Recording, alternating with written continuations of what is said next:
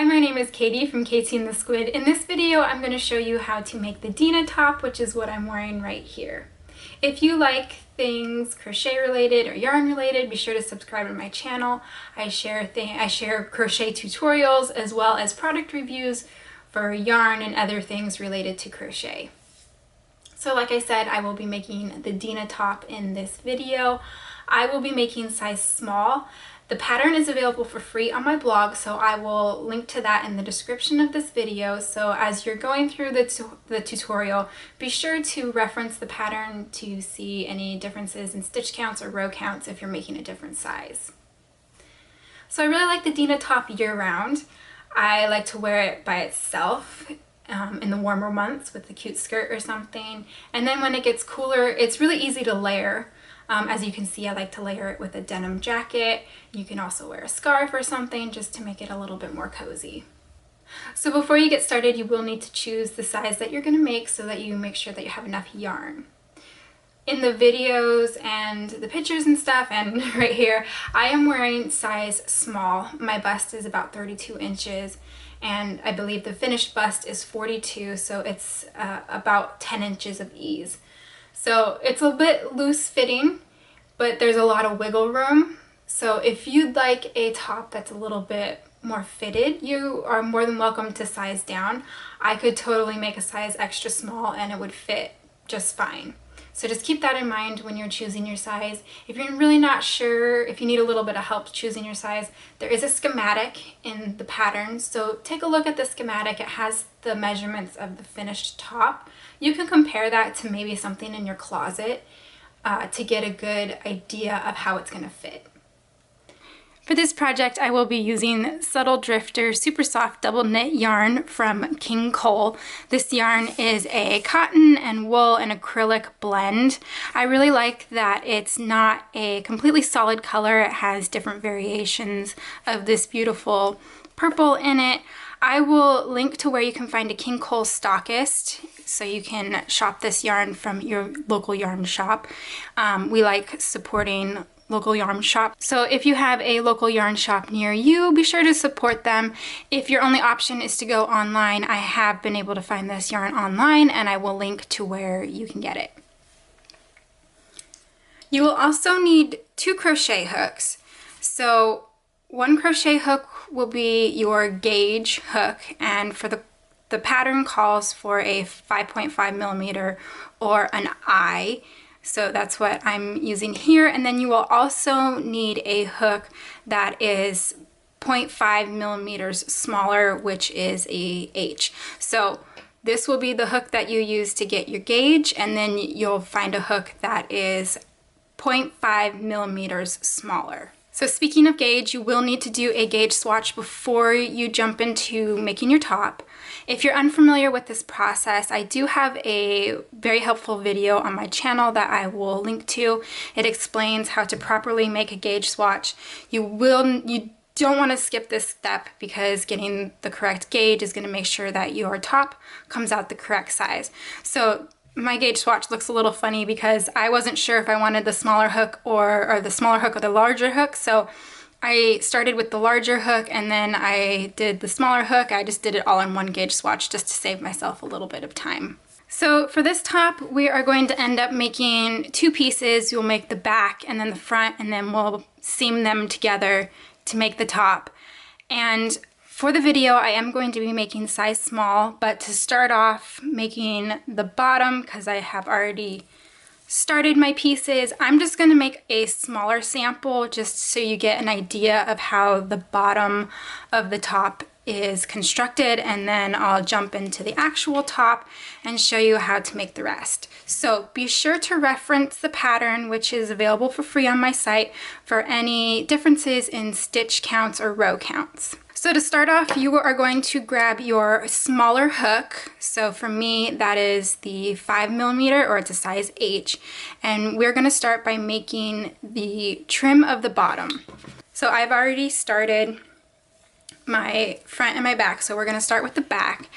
And so this is the bottom part, and this is what we're starting with.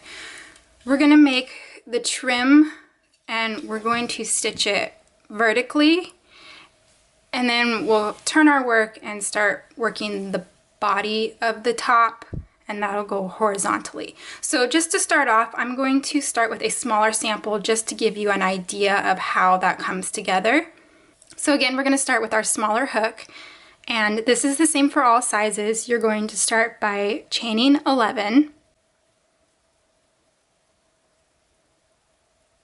And then for row 1, we're going to single crochet into the second chain from hook, and then you're going to single crochet in each chain across. So that's going to give you a total of 10 single crochets. And again, that's the same for every size. For row 2, you're going to chain 1 and turn. And then for the whole row, you're going to be working into the back loop only, and you're going to work a row of single crochet all the way across. So this is your front loop here, and then this is your back loop here. So you're going to insert your hook into that back loop and work a single crochet. And you'll just do that all the way across. And again, your stitch count is going to stay the same. It'll be 10 single crochets in the back loop.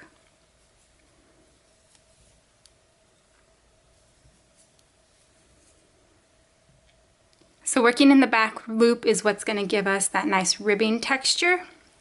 Next, you're going to repeat row 2 until you have a number of rows, which will be listed in the pattern. So since I'm making size small, I would have 112 rows of single crochet in the back loop only.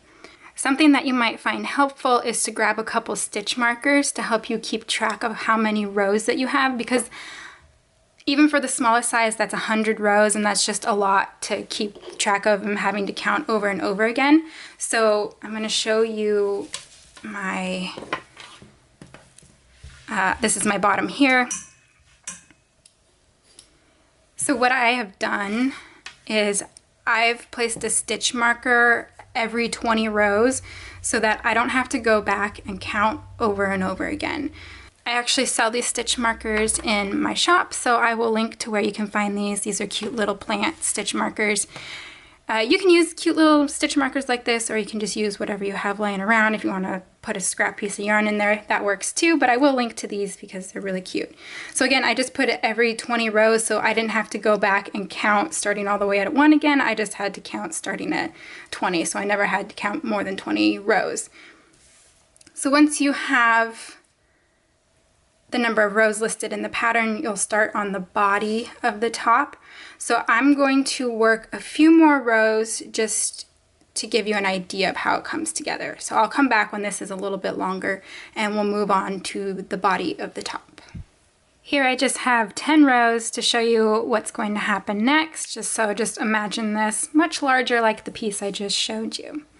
So once you're done with the trim and you have the correct number of rows, you are going to take out your smaller hook and you're going to switch to your larger hook or your gauge hook.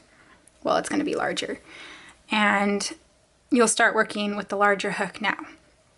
So to start the body, instead of turning this way like we normally do, we're actually going to turn 90 degrees this way. And of course, if you are left-handed, you'll end up going the other way.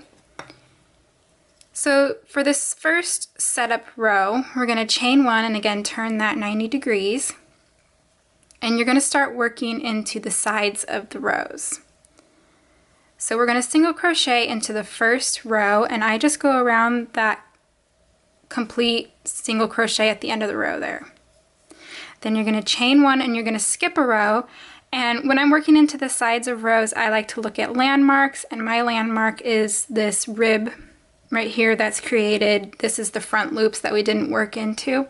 So I'm going to skip that part right there, and then I'm going to single crochet into the next row. And again, I just go all the way around that single crochet. Then you'll chain 1, again skip, and then single crochet into the next row, chain 1, skip 1 row, single crochet into the next row. And you'll do that all the way across until you have 1 row left. So I single crocheted into the second to last row, and then I have 1 row left, and you'll single crochet into that last row. So you'll end up with 2 single crochets right next to each other at the very end. So row 2 is what you're going to repeat for pretty much the rest of the pattern. So for row 2, you're going to chain 1 and turn, single crochet into the first single crochet, then you'll chain 1 and you'll single crochet into the next chain 1 space. So you'll skip the next single crochet.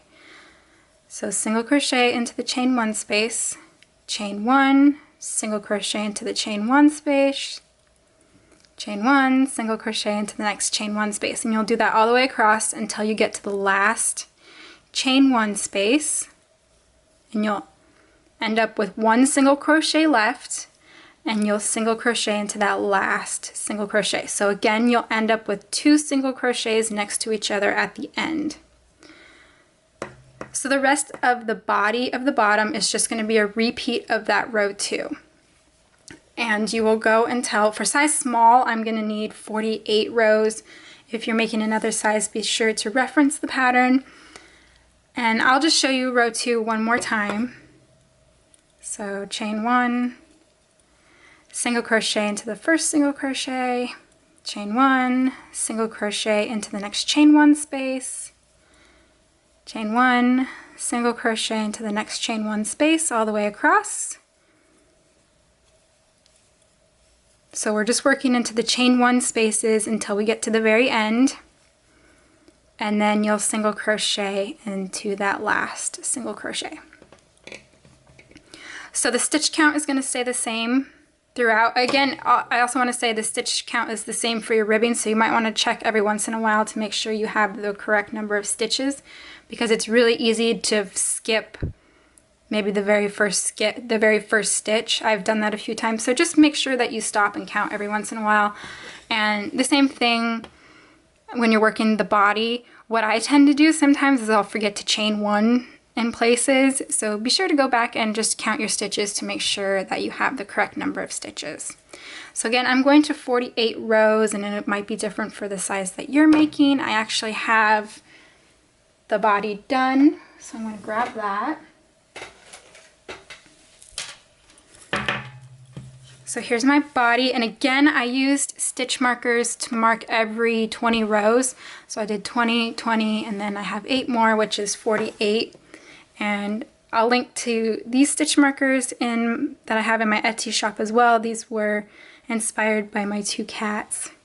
Again, you can use pretty super cute stitch markers if you'd like. I'll link to these ones, but scrap yarn or a bobby pin or something will serve the same purpose.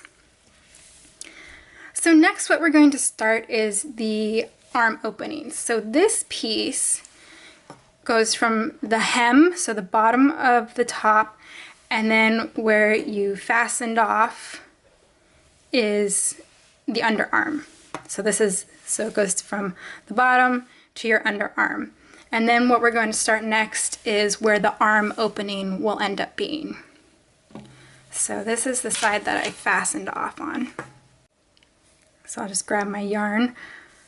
So the first part of the arm opening, we're going to end up skipping a number of stitches right here, and that's because this will end up being under your arm, in your armpit, and it just gives the sweater a little bit more of a flattering fit than if you were to keep going straight, so there's not extra bulk underneath your arm. So for size small, I'm going to skip 4 stitches. It's different for some of the other sizes, so reference the pattern. So I'm going to skip 1, 2, 3, 4, and then you'll join into the next chain 1 space. So I'll just pull up a loop. So for row 1, I'm going to chain 1, and you're going to single crochet into that same chain 1 space that you joined into. And then it's just a repeat of that same pattern.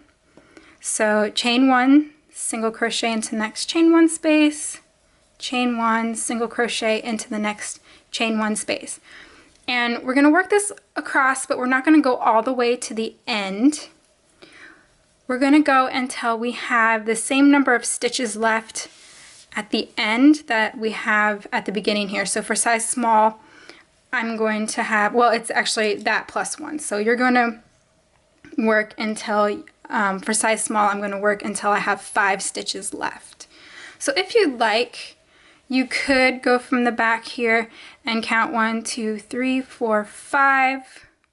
1, 2, 3, 4, 5. And you could place a stitch marker right there, just so you know that's where you need to stop. And I'm just going to go ahead and do that. That way you don't really have to pay much attention. So 1, 2, 3, 4, 5. So I know I need to stop before I get to that last stitch. So I'm going to go ahead and do that, repeating the same pattern until I get to my stitch marker. Now I just have 5 stitches left.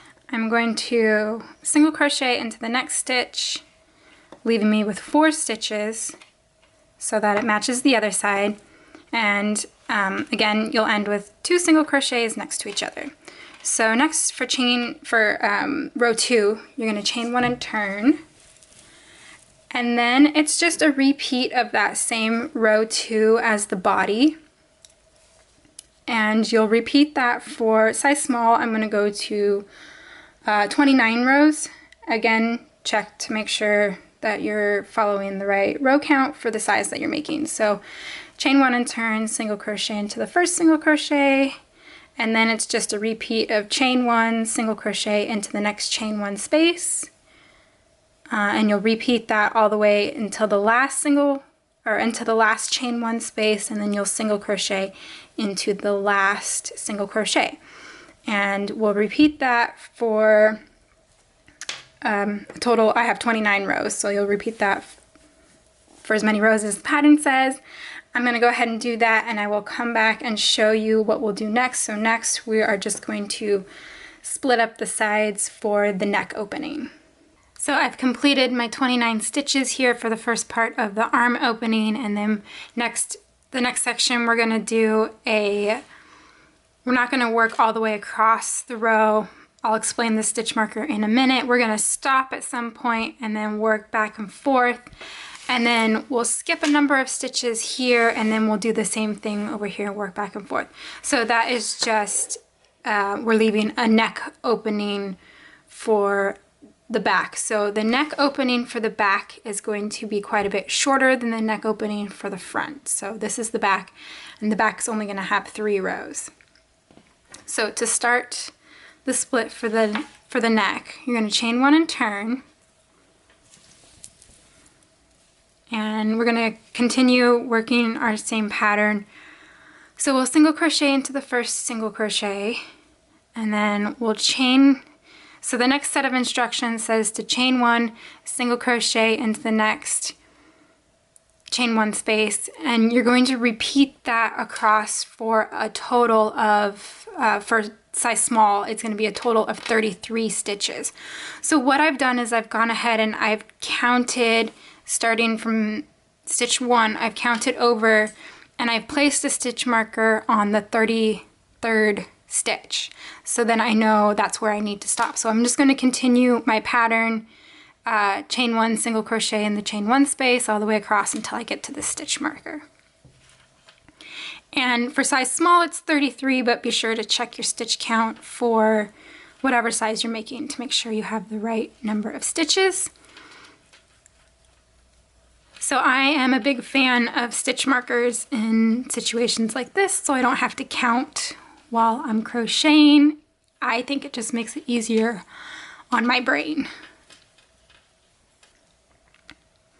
So I've made it to my marked stitch, and then we're going to single crochet into the next single crochet, and that'll give us a total of 34 stitches.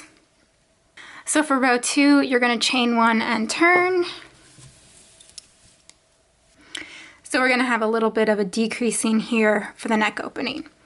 So you'll chain 1 and turn, then you're going to single crochet into the first stitch. So this is where it changes a little bit. Next, you're going to skip the next single crochet, and then you're going to single crochet into the chain 1 space. And then you'll repeat the pattern as normal, and you'll chain 1, single crochet in the next chain 1 space, chain 1, all the way across until you get to the end, and then you will single crochet into the last stitch. So this will decrease by 1 stitch. So now for row 3, you're going to chain 1 and turn. And you will start working just like normal. You will single crochet in the first stitch, chain 1, single crochet in the next chain 1 stitch, and you're going to repeat that all the way across until you get to the last 2 single crochets. So there'll be 2 stitches remaining. So a single crochet into the last chain 1 space, and then there'll be 2 single crochets left. You're going to skip 1 single crochet and then single crochet into the last, and that'll again decrease your row count by 1. So that is the end of this side. So you'll fasten off on this side.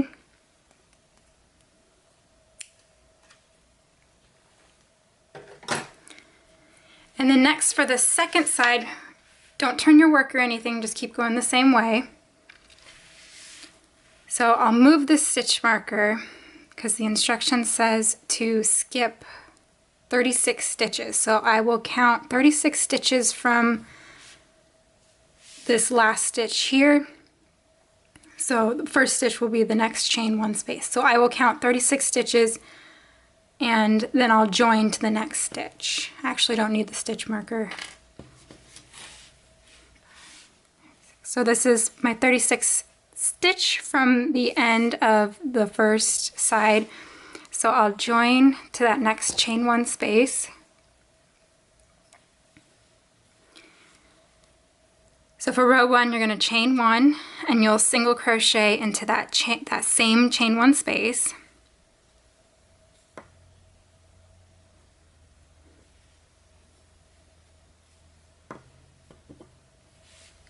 Next you'll chain 1 and single crochet,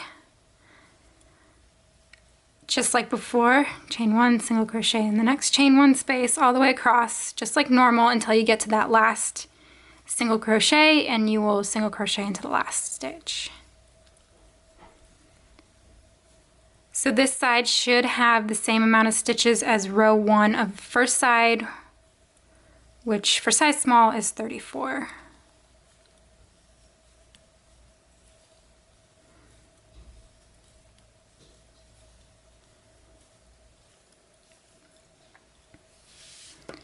For row 2, you'll chain 1 and turn, and you'll work the pattern just as normal until you get to the last chain 1 space. So we will single crochet to the first, chain 1, single crochet into the next chain 1 space, and you'll repeat this until you have 3 stitches left.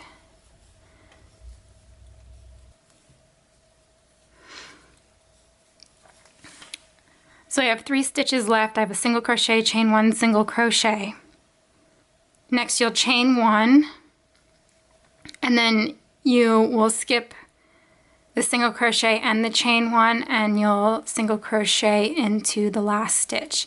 And because you chained 1 and you skipped 2 stitches, that's decreasing by 1 stitch. So row 2 has 1 less stitch than row 1. So next for row 3, we're going to decrease again. So you'll single crochet into the first stitch, and then you're going to skip 2 stitches, and then you'll continue the pattern as normal. So skip 2 stitches, chain 1, single crochet into the next chain 1 space. So skip the chain 1 and single crochet into the next chain 1 space. And then you'll just repeat the pattern all the way across like normal until you get to the end and single crochet into that last stitch. And once you get to the end of row 3, you can fasten off.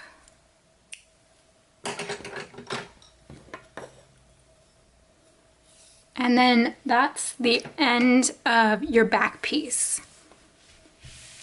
So you can set this piece aside and then you'll start on the front piece.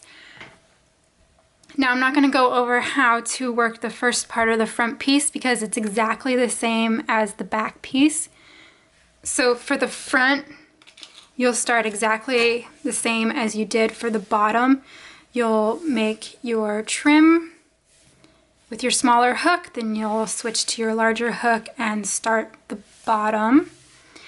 And then you'll work to the same amount of rows that you did for the back, which for size small was 48. And then once you start for the arm opening, it changes a little bit. You'll skip the same amount of stitches on either side for the other underarm, and then you will work a shorter amount of rows for this first section, and that's where it changes. So for size small, instead of the 29 stitches that I did, I'm only going to do 29 rows. I'm only going to do 18 rows. So I'm going to get my front piece to that point, to the 18 rows for this arm opening. And then after the 18 rows, we're going to do something similar for the neck opening, only it's going to be longer for the front because this part down here will be shorter. So I'm going to get to that point and then I'll show you how to do the neck opening for the front. Here I have my front piece that I worked the same way I did for the back piece up until the arm opening. So I worked the bottom trim the same way and then the body, and I did the arm opening. It's just a few rows shorter than the back piece. So I've done, for size small, I've done 18 rows for the first part of the arm opening, and I'm getting ready to start the split for the neck. So this is going to be very similar to the back. The only difference is the neck opening is going to be longer, and it's going to have a few, so it's going to start with a few more decreased rows and then a few straight rows without any decreasing. It's just going to make for a little bit of a nicer curve to the neck opening. So picking up on row 1 for the split for the neck, it's going to be similar to the back where you're going to work across in the same pattern for a total number of stitches. So you're going to chain 1, or you're going to chain 1 and turn, single crochet, chain 1, single crochet in the chain 1 space across until you get to a total number of stitches. So for size small, I'm going to work across for a total of 37 stitches. So I'm going to do the same thing. I'm going to count 37 stitches and I'll place my stitch marker. So that's stitch number 37. So I've turned my work. I'm going to go ahead and work until I get to that stitch marker the same way that I did for the back.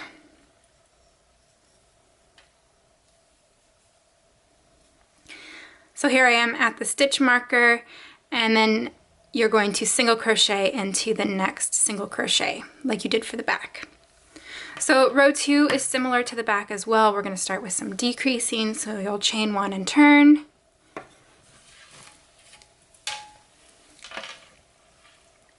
You'll single crochet into the first single crochet, then you'll skip the next single crochet and single crochet into the first chain 1 space, and then you'll chain 1, single crochet in the next chain 1 space, and you'll repeat that across like we have been for the pattern. So row 3 will be similar to row 3 that you worked for the back. So you'll work across the same way you have been for the pattern until 2 stitches remain at the end.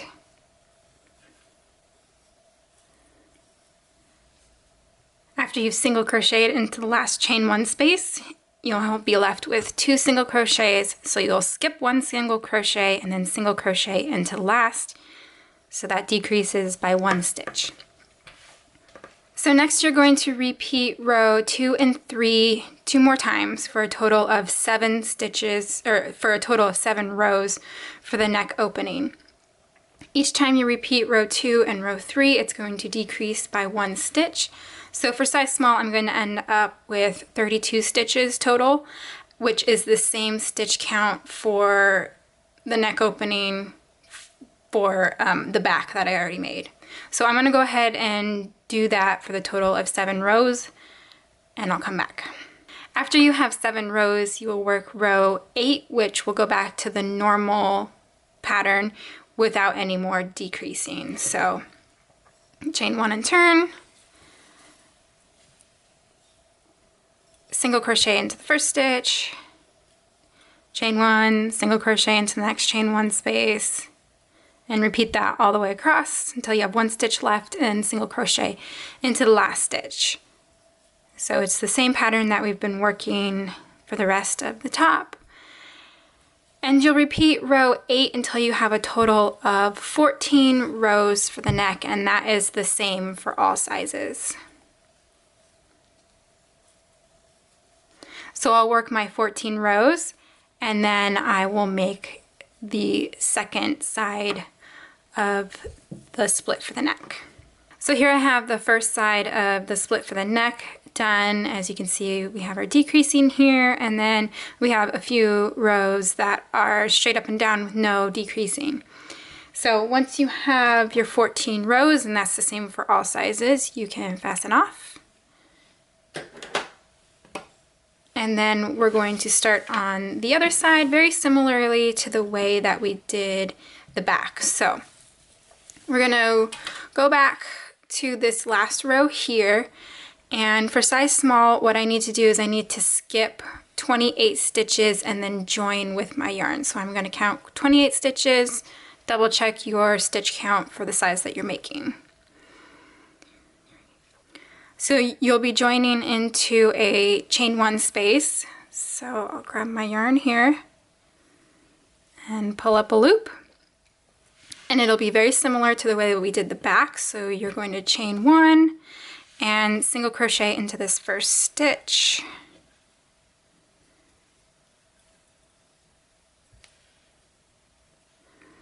Then it's a chain 1, single crochet in each chain 1 space across until you get to the end, and then you will single crochet into the last stitch.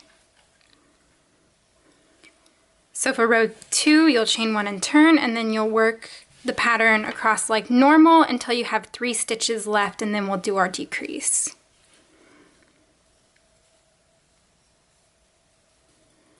So I single crocheted into the last stitch, and then I have a single crochet, chain 1, single crochet left.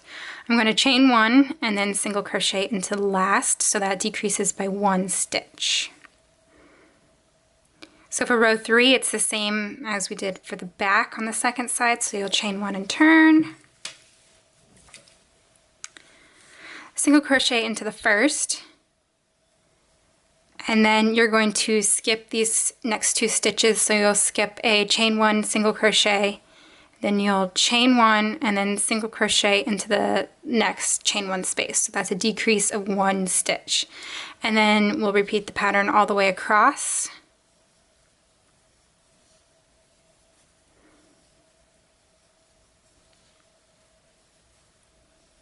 So as you're working these sides of the neck here, keep in mind that your decreasing is always going to be on the inside. So on the sides of the neck. Make sure your decreasing is not over here. This is where your arm is going to be. There's no decreasing on this side. It's only for the neck opening. So if you accidentally are decreasing on this side, just be careful to pay attention to that. And just like the first side, you will repeat rows 2 and 3 2 more times for a total of 7 rows. After row 7, you'll work row 8, which will end your decreasing, and then you'll repeat row 8 until you have a total of 14 rows for the neck opening, just like you did for the first side. Now I've finished my second split for the neck, and you could fasten off, that's what the pattern says too, but I'm not going to. I'm actually going to use this end for one of my seams just to save myself one end that I don't have to weave in. At this point, it's time to start seaming your pieces together. If you'd like, you could block these pieces, but it's not really necessary. I don't find that the point of blocking before you're seaming is to make a nice crisp clean edge so it's easier to seam, but I find that this stitch really doesn't need it. It still has a nice clean edge and it's going to be perfectly fine to seam, and I'll block it at the very end. So here is my front piece. I can't get the whole thing in the shot. And then here is my back piece here, and they should line up nicely. So for our seams, we are going to do one across the shoulder, well, two across the shoulder, one for each shoulder.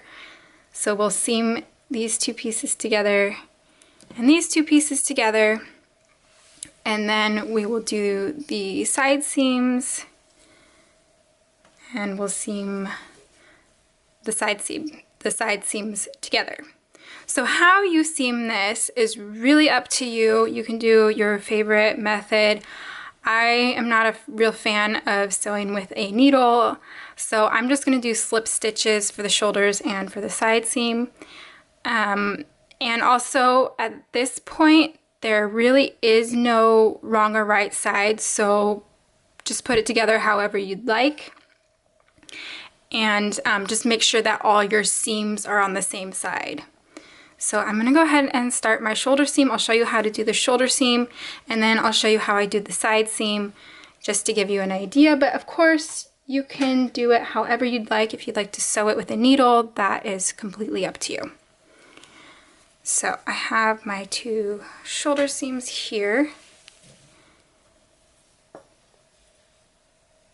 And I'm simply just going to slip stitch both sides together. So I'm just going to work into that last row of both sides at the same time. And I'm just going to do a row of slip stitches all the way across. And it's really that simple. When I first started making garments, I hated seaming, and it's something that kind of intimidated me, but you can make it really simple and just do slip stitches if you'd like.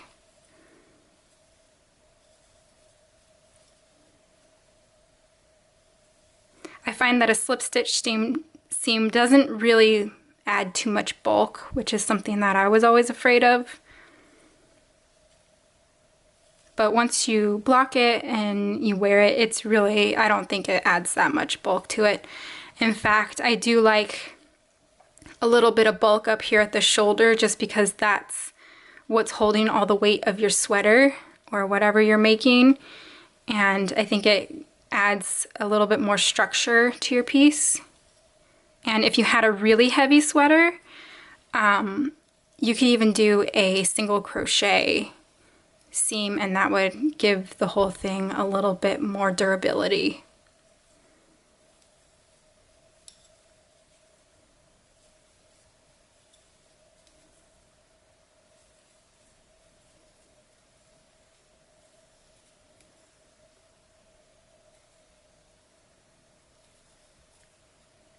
Alright, so that is one shoulder seam done. That took pretty much no time at all. And then I'll just fasten off. So next I'm going to show you how I do my side seam. So if you'd like, you could add some pins just to make sure that it's all lining up as you're stitching. By the way, I am using the same size hook that I used for the body, so this is my 5.5 millimeter. You could play around with the size of the hook as well. If you find that this is a little too tight or a little too loose, you could adjust your hook size. And the nice thing about the slip stitch seam is if you're not liking it, you can tear it out like really quickly and switch to something different. So like I was saying, you could add some pins just to make sure that it's all lining up as you're working, but this seam really is quite short, so I don't find that I need any pins or anything, but that's totally up to you. So I'm just going to join in here to the underarm,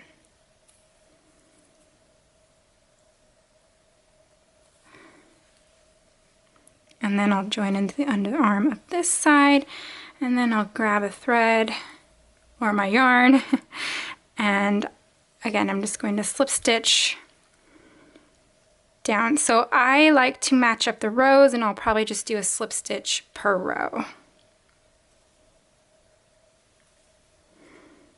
And as I'm working,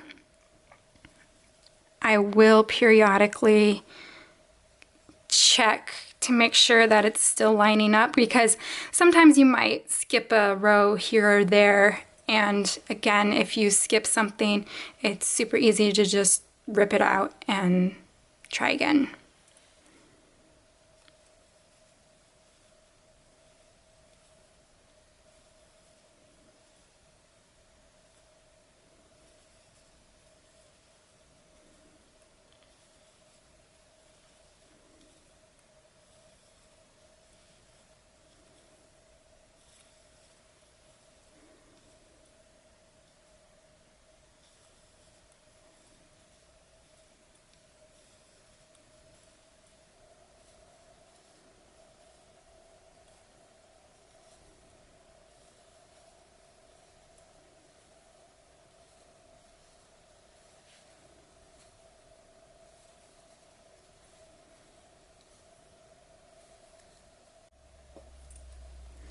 So you'll really know that everything was lining up right when you get to the transition to the trim piece at the bottom. So then I will just work into those stitches just like I did.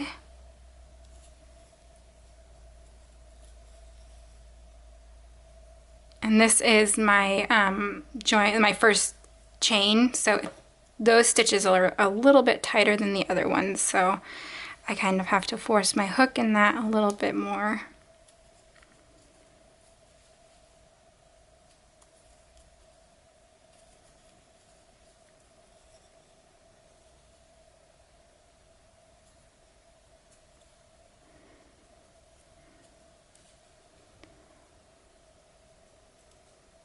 And it's always a bit of a sigh of relief when everything works out perfectly and you end on the very last stitch on both sides. So then you can fasten off and then do the same thing on the other side. Once you have the whole seam done,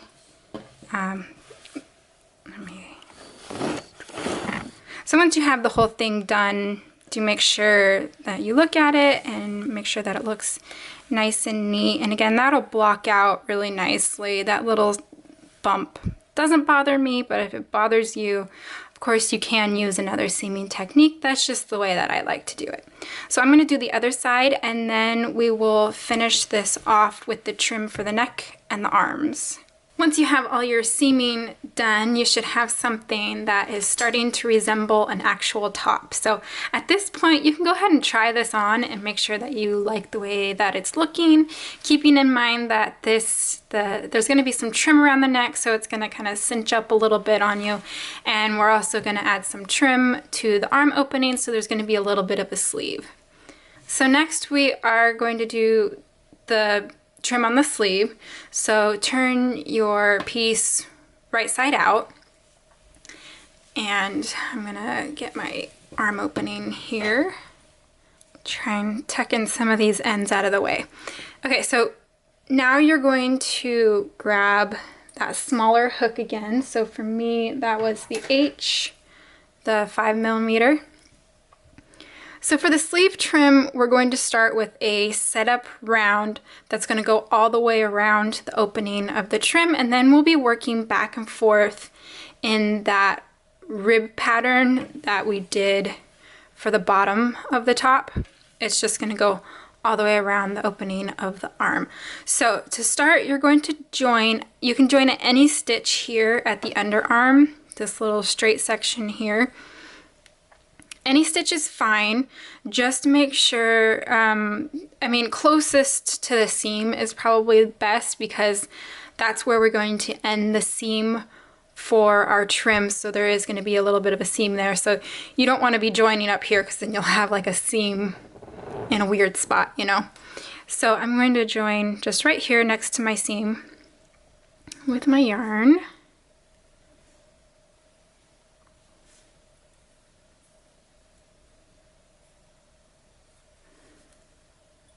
going to chain 1, and you'll evenly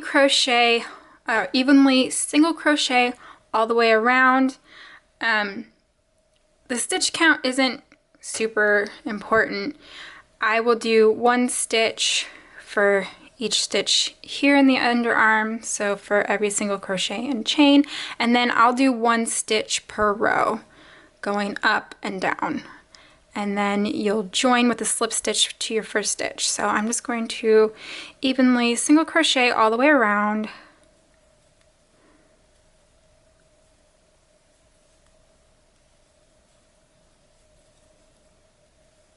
And the key is to make sure that you do it the same for both sleeves. So now I'm just going to do 1 stitch per row.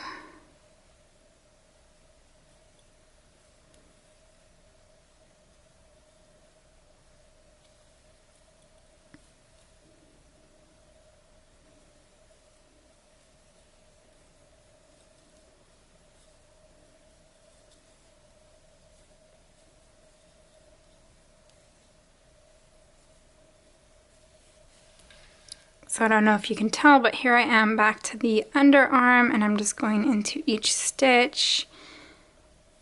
And my last one is right here, and then what I'll do is I'll join with a slip stitch to the very first single crochet that I made.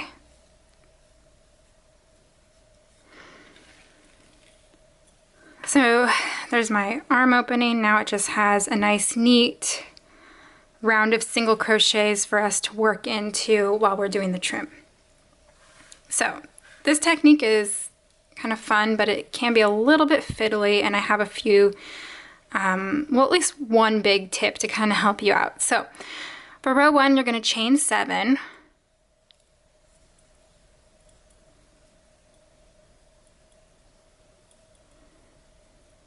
Then you're going to single crochet in the second chain from hook, and then every chain across.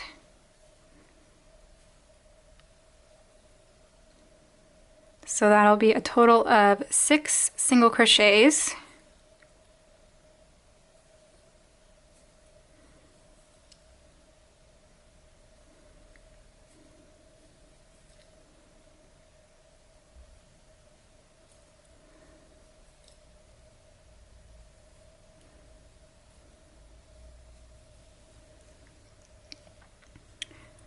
So next you're going to slip stitch into the next 2 single crochets of the setup round. And these slip stitches is what's going to join our trim to the sleeve opening. So I'm hoping you can see this well enough. So I will slip stitch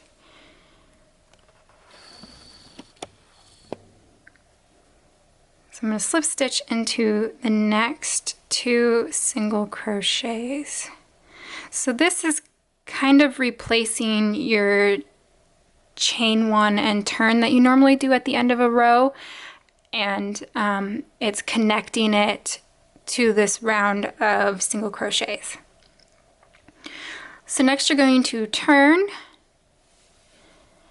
and you're going to work in the back loop only. First you're going to skip these 2 first slip stitches. So just pretend like those 2 don't exist, because they're basically, like I said, they're replacing the chain 1 and turn, the chain 1 at the turn when you start the next row. So just pretend like those 2 slip stitches don't exist.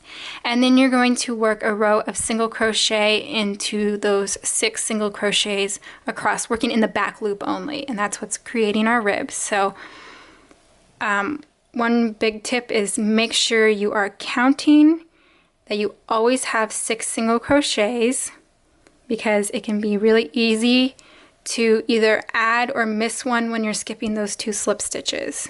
I find that that's usually my biggest issue. So for row 2, you're going to chain 1 and turn, and you're going to work a row of 6 single crochet in the back loop only, and that'll bring us back to our setup round.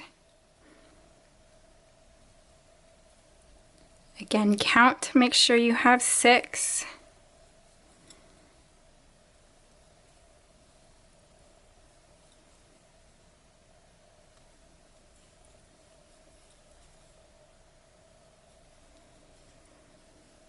And then to join this to our setup round, we're going to slip stitch into the next 2 stitches. And that also replaces our chain 1 to turn. So one tip that I have for you, normally when I turn, I always turn the same way. So normally when I turn, I'll go this, or I'm sorry, when I turn, I go this way. I always go to the right. But when I'm working trim like this, it gets kind of annoying because you're turning round and round in a circle, which means you have to be constantly flipping your sweater round and round in a circle. And it, especially if you have a larger sweater, I mean, mine isn't too big, but it's still gonna get annoying. So when I get to this 2 slip stitches to turn, I'm actually gonna turn the opposite way that I normally turn. So I'm gonna go to the left, which is gonna bring my working yarn in front of me, which is fine. It's just gonna get tucked in there, and it'll be fine because I'm gonna consistently do that every time. I probably should have done it for my first slip stitch, but I'll do it from now on. And that just keeps you from having to turn the thing around and around in a circle, because these rows are so short, and I find that just going round and around in a circle every time you have to turn is just such a pain. This way you're only flipping, you're flipping back and forth. So when I get to the end here, I'll turn the normal way I go, which is to the right, but then after I do my slip stitches to the setup round, I'll go to the left. So I hope that makes sense. It just keeps you from doing extra work that you really don't have to. And as long as you're keeping it consistent on each row, so on this end row, I'm always going to the right, and on this row, the end of the slip stitches, I'm always going to the left. As long as you keep that consistent, it's going to be fine. And your edges will be nice and neat. So I'm going to turn the way I normally turn. And then you'll chain 1 and turn. You'll work in the back loop only for those 6 stitches.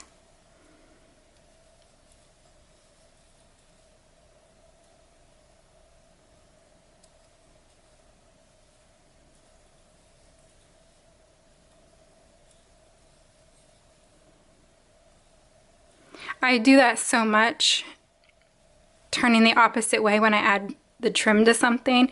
It almost comes second nature to me when after I do the slip stitches to join. It just becomes kind of, it's just what I do, is I always turn that way so that I don't have to flip the whole thing over, and it's just become a habit. And in the end, it makes it a lot easier.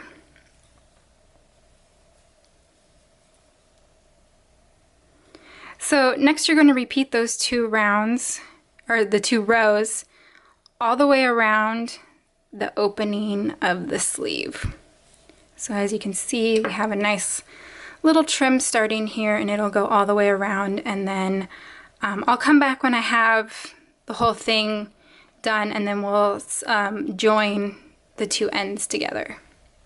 I finished the sleeve trim all the way around and ended my last row. So next I'm going to join the last row to the starting chain, and to do that I'm going to chain 1, and I'm actually going to flip this so that I'm working on the wrong side, and I'll just do a row of slip stitches. So what I'll do is I'll go through, this is my beginning chain, zoom you in here. So I'll go through the beginning chain, and then I'll go through the back loop of the stitches of the last round, just to keep it consistent, and so that you have that ribbing on the outside so that the seam is a little bit less noticeable. And I'll just slip stitch into the chain and that back loop all the way across those 6 stitches.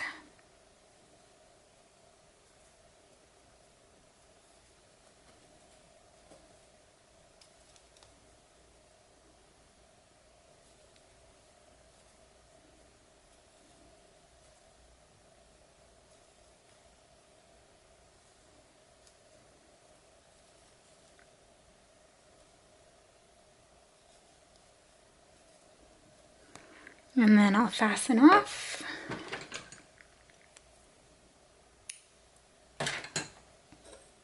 And there's the finished trim on the first side. And you will repeat that the same way on the other side. So the last thing you're going to do is you're going to do the neck trim. So the neck trim is exactly the same as the sleeve trim. So what you'll want to do, the only thing is it's going to be a little bit shorter. So instead of chaining for the sleeve trim, we chained 7 to make the trim 6 stitches wide. For the neck trim, you're only going to chain 5 to make it 4 stitches wide.